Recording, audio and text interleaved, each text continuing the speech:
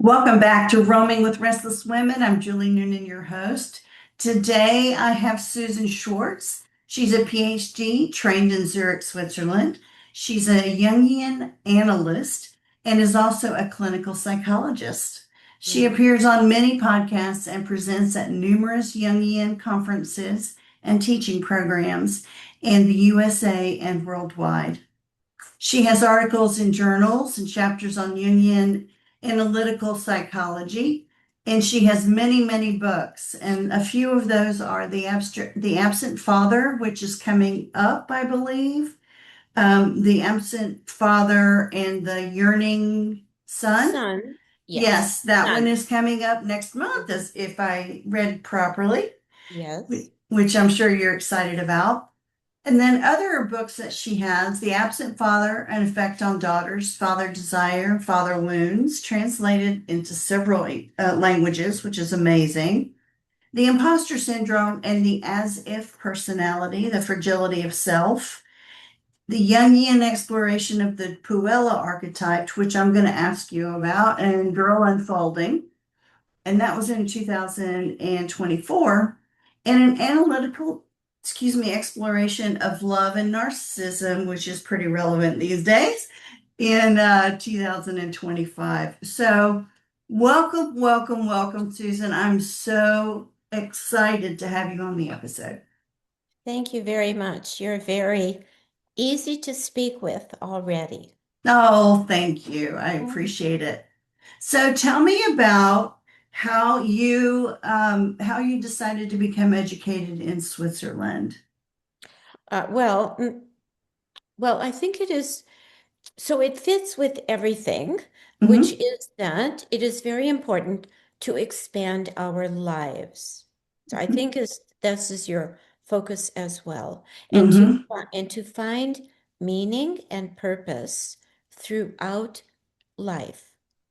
Throughout life. That's the whole deal, not just when you're 16, but throughout the entire life. And 100%. yes, and Jungian psychology, Jung himself brought a lot of focus to what he called the second half of life. But who knows what age that one is? Let's just leave it as development of life happens always. And we need to know who we are deeply, not just surface. I am X, Y, or Z, but I am essentially in my heart this and that, and I put it out to the world. So if you live in a different place, which could be not necessarily a country, but psychological expansion, you grow, your creativity comes alive and deepens, and you understand yourself in relation to others in the world. I 100% believe in that. I think that the most educated and thoughtful and self-aware people that I've ever known in my life have the an exploration mindset or a curiosity and a continuous learning mindset. And a lot of that in my mind is if you are in a different culture, if you are you don't even have to live in a different culture for a while, although that's wonderful. But if you are exposed to different cultures, even within the United States, there are Right. multiple cultures. It sure helps you look at yourself in various and sundry different lights, which I think is very helpful. It does. And the difference of Jungian analytical psychology from others, it Hmm. usually is the depth of the approach and the focus. Also, the con continuation of conscious life and unconscious life. So they Mm. are connected. We find out about our unconscious life through dreams, active imagination, relationships, life events, synchronicities, and all of those help us develop what Jung called a spiritual attitude. This is not religious, that's Hmm. different. Spiritual meaning, again, the depth, the essence, the value of life itself. That includes the value of plants, the climate, the planet, on and on. So I think that as we are older in life, whatever that means, we really have the need even more for, so why am I here? Mm-hmm. And what is my spirit? What is my spirit? I think there comes to be a rather sad effect a lot on women, which is Mm. your ex age, so nothing, so nothing. So nothing. And I would say a friend of mine said such a terrible comment about herself and women. She said, you know, I got off the airplane and I could see people looking at so and so who was maybe younger. I am invisible. Well, I wanted to scream. And I said, invisible?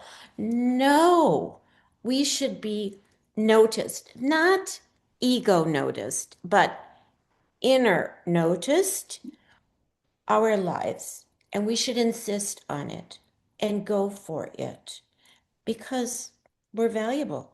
We're not to be thrown into the trash heap. 100%. And your value only increases as you have experiences that you learn from and grow from throughout your life. True. And the value that you yourself have and the value that you create is all about, to me, what life is all about. It I is. want to know, how do I create, not how do I destroy. Yes, Mhm. except we do tend to live in a culture which by and large does not appreciate that. And so Absolutely. and so I have found that a lot of people come into work, Jungian work or what I do because they actually realize there is more to themselves than they ever expected. And they have a yearning to understand. Even someone commented on the book that I wrote, The Absent Father Effect on Daughters. And a woman was, how old was she? She was in her 70s. And she went to a store and got it or something. And the person said, why are you reading about fathers when you're this old? And she said, she was good. She said, I need to understand my life. I haven't understood it completely. So I need to understand it, partly because, you know, I intend on living quite a few more years. And Yeah. I realize I'm plagued with old issues. You see, Mm. I'm plagued with old issues, and I need to understand internally what they are. So they're going to come through the dreams, through thoughts, feelings, and it will help release creativity. Absolutely. So, what attracted you to Jungian philosophy to begin with? I, mm, I appreciate. So here's another piece of Jungian work, which is not accentuated in other psychological views, but usually anything analytical or deeply driven, the use of symbols and meaning. And you Mm. find symbols and meaning in fairy tales, in mythologies, in stories, in novels, themes, and it brings one back to childhood, fairy tales, but also into adulthood, because these are stories about life. Mm-hmm. And we all know different mythologies. We all have a favorite movie, a favorite character, and then we can tie it into our life and say, wow, what does that mean for me now? Symbolically, what does it mean? It makes the world so much more exciting. So you don't just go to a Mm-hmm. movie. When people say they went to a movie, I always want to know, what movie did you go to? What meaning Sure. does it have? Because does it have a symbolic meaning for you? What television show are you watching? And where do you click on the internet? These are all carry symbols of what is important. And how much in our lives do people ever accentuate? This is important to me. Not in outer, I bought X, but Mhm. why is it important? What is the meaning for you? Uh, So when you're working with clients in your psychiatry practice, ha what are some of the questions that you ask that Well, help lead them? yeah, so a couple of things. One is Uh-huh. psychiatry itself now usually is just medically oriented. I know. It's Yeah. it's re it's really meds. That's it. So just meds. That's all. Okay, meds are fine for some people, but life is not just meds. Oh, 100%. No, Yes. not at all. Not at all. And what I do, so this is the difference between an analytical approach. I always say, what do you want to talk about? Hmm. So I don't have questions. I have like, well, what's important to you? What have you thought about this week and today? And the issue also is how many people grow up with people who say, what are you thinking about? What do you value? Not what tennis shoes do you want, but why is it important to you? You know, Hmm. and you don't have to play soccer for me, but do you play it for you? So again, it's the focus inward, but not just to be isolated. It's to focus inward so you have the energy to come outward. This was part of what I meant in the Love and Narcissism book, because Mm. the other part of the title is the tragedy of isolation and intimacy. Mm. And many of us become isolated and we don't know how to be intimate.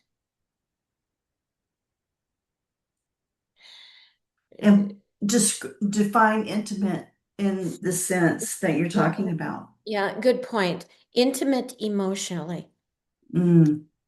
to be able to be vulnerable, to be able to share appropriately, to be able to be open about the trials and tribulations and joys. So that's intimacy. And unfortunately, the internet can be marvelous in many ways. Like us, we are communicating through the internet. Right. It also can become a means where people hide. They hide behind the screen.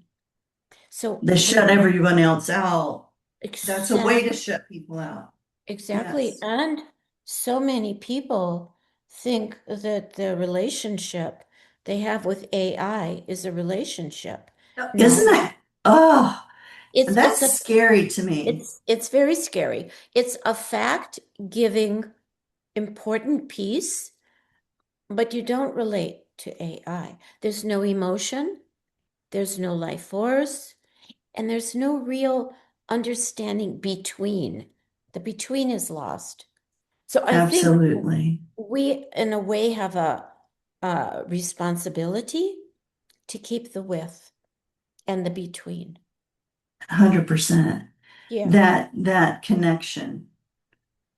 yeah, the Yeah. human connection. The human connection. It's Absolutely. it's getting a little lost. I kind of wonder what's going to happen in 50 years.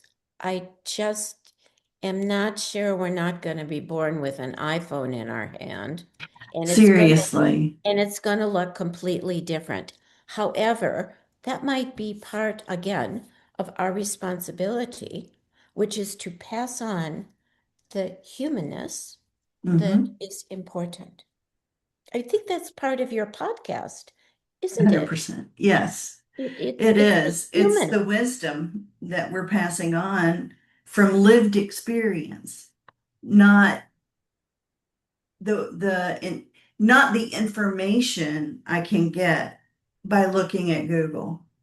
There's a Exactly. difference. There's a full difference between lived experience that equals what did you learn that equals wisdom.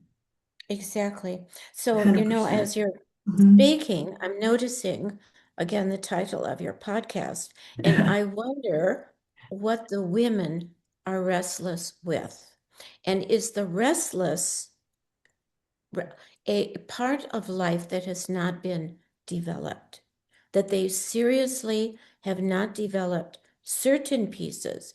And no, I don't care how old they are or how young, they need to develop it.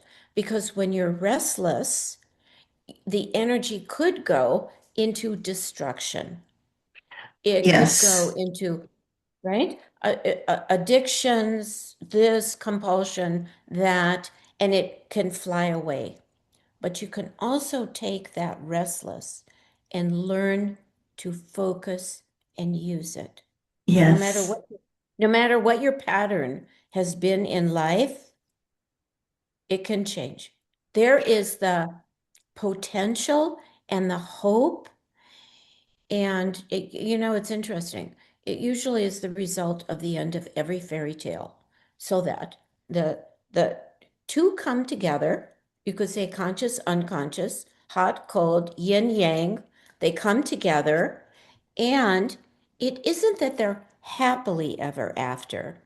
It's Right. more that a connection has been made, communication can happen, and this long journey has resulted in some fruition. So the restless at the beginning has been answered. You have jumped ahead of me and I love it because a lot of people when I say restless, their Mhm. immediate thought is negative. That restlessness is a negative. It is not. It's neither positive nor negative. It Exactly. is it is a state of being, and what you do, how you express that restlessness can be positive or negative. It can be a motivating force, or it can be a destructive force. Exactly. Jung calls his this concept of psychic energy. It's what you described. So psychic energy is laying around all the time. How are we going to use it? How will we use it? And again, it's our responsibility. Responsibility is a big word, but I do Mm. think we're responsible to develop ourselves, not perfectly, forget that, but well enough. The restless that people look at as destructive, I think is because they're seeking perfection, or they think they should have that. That is a great point. You're Yeah, and right. you can't get perfection. It doesn't exist. How many, how much of our lifetimes as, older women, how much of our lifetimes have we held in our consciousness the thought that we needed to be perfect? Well, you know, the book I'm currently writing Uh-huh. is exactly about that. And it relates, Oh, yes, it is. Yeah. It's called the Shadow Seduction of the Psyche, Envy, Sirens, and the deception. So you're talking about self-deception. yes. Yes. And so we get into this kind of deceiving of ourselves, which turns everything negative. I, and you Hmm. can't go anywhere with it. You can't grow with it, that's for sure, because it's No. destructive. And Hmm. then you're unhappy. And then you go to the psychiatrist. I'm unhappy. They give you a pill. And you know what happens? You don't get happier. Mm-mm. Now, what happens is, usually, sadly, sometimes, the dosage is wrong. It's set for men who are usually sometimes bigger than women. There's a whole deal. But Yeah. nobody says, maybe there's a reason why you're unhappy. Why don't you look into the reason? And that's the focus of restless. Look Yes. into the reason you're restless. And I have had conversations internally with myself my whole life, as most of us have. And one of the hardest things about that is that you only have your perspective, you only have the tools that are within yourself. Many times you need an external event, you need an external viewpoint, an external perspective, or a probing question to help you realize that you have more tools that you don't even know about inside yourself. Exactly. What you need is, so this is a current term in psychological world, you need a certain attachment. So the attachment to others who are interested, because otherwise you're operating in your own system. Here's the isolation, and you find information, but you can't get it alone. People are made for people.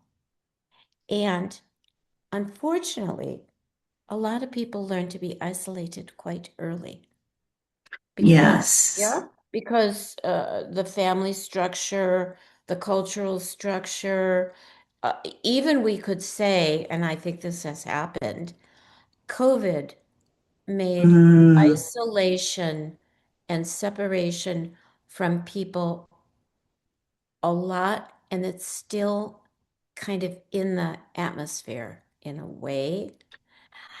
So we for a lot of need, people, it was easier.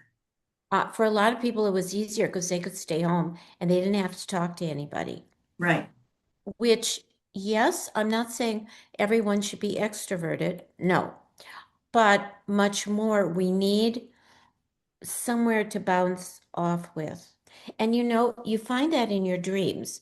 When you wonder, why did I dream about that person I used to know? Because that Mm. person represents a part of yourself. Oh, Yeah, we have all these parts of ourselves. We're not just one part. You don't just have one outfit.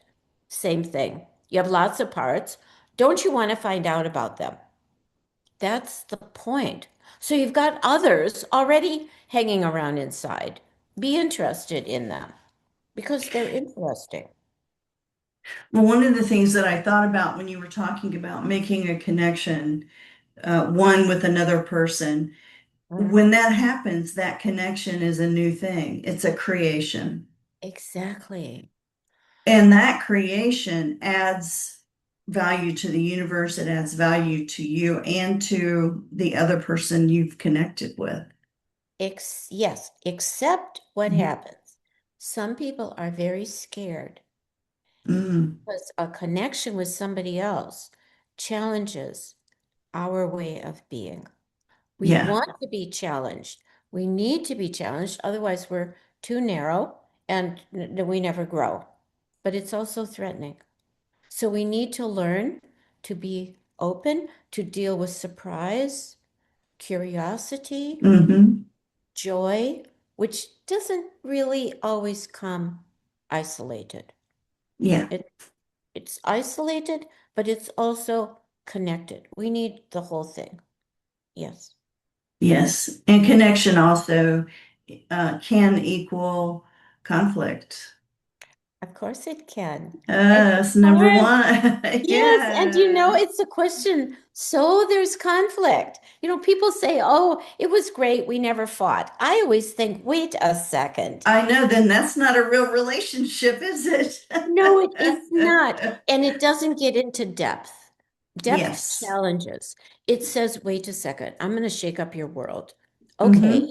Will you be open to having your world shaken up? It doesn't mean you have to change. And that's the other thing. We're not going to change 100%, so forget it. Yeah. But we want to keep the door open. Well, I like to think of it as I want to keep the door open and experience things.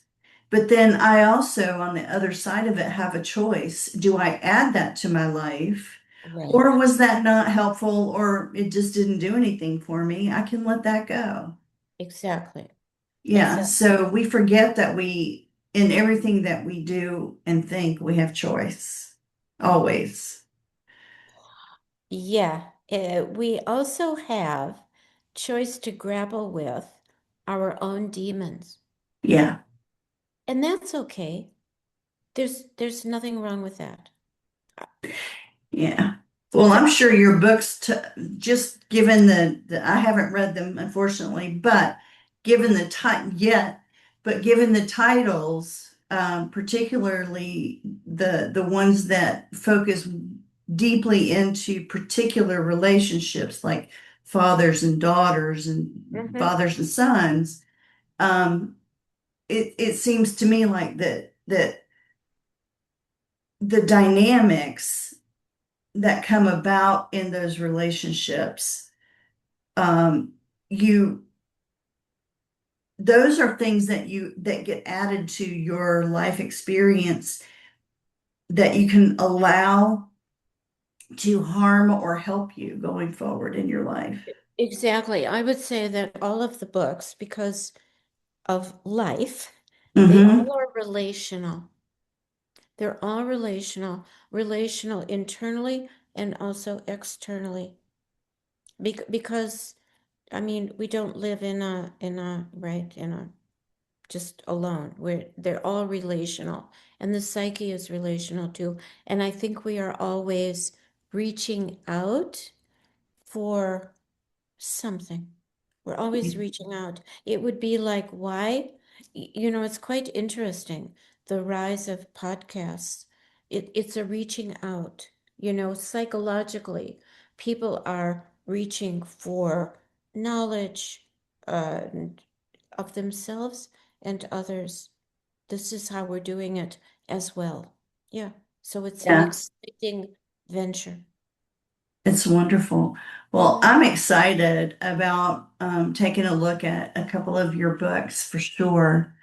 And I wondered, how can people get a hold of you? Yes, my website is www.susanschwartz, SCHWARTZ, PhD.com. And I Okay. have a list of the books, I have articles and other podcasts on there, so they can find out about me that way. Oh, that's wonderful. I've looked at your website and I really am gonna delve in a lot more. A lot of the Thank you. topics very much excite me and interest me. So I Thank you. have three questions I warned you about that Okay. that I ask Okay. at the end of I'm every book. ready. Okay.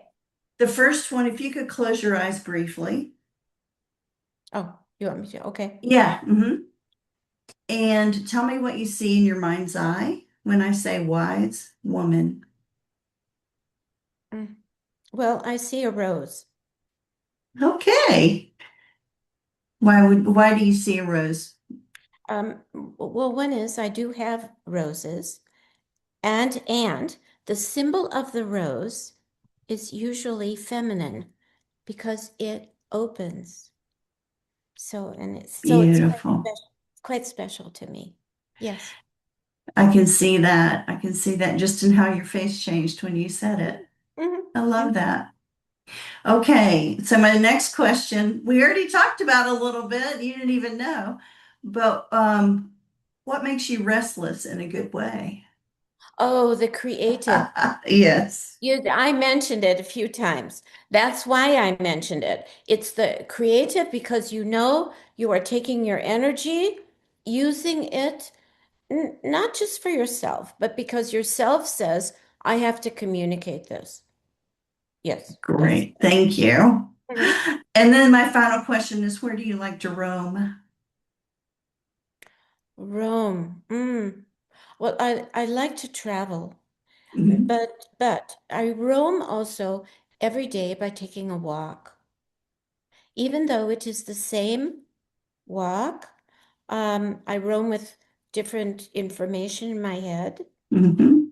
So that's where I roam, physically Yeah, and also in my mind. I love that. I think most of us who are creative, in our creative moods, We like Yes. to roam in our imagination and in our those down times where things are percolating and sometimes they don't make sense, but sometimes you get this flash of insight and it's amazing. It's true. It's true. I love that. Thank you so much. Thank Thank you for being on the podcast. I really appreciate it. And folks, please take a look at the show notes and take a look at Susan's work. It's amazing.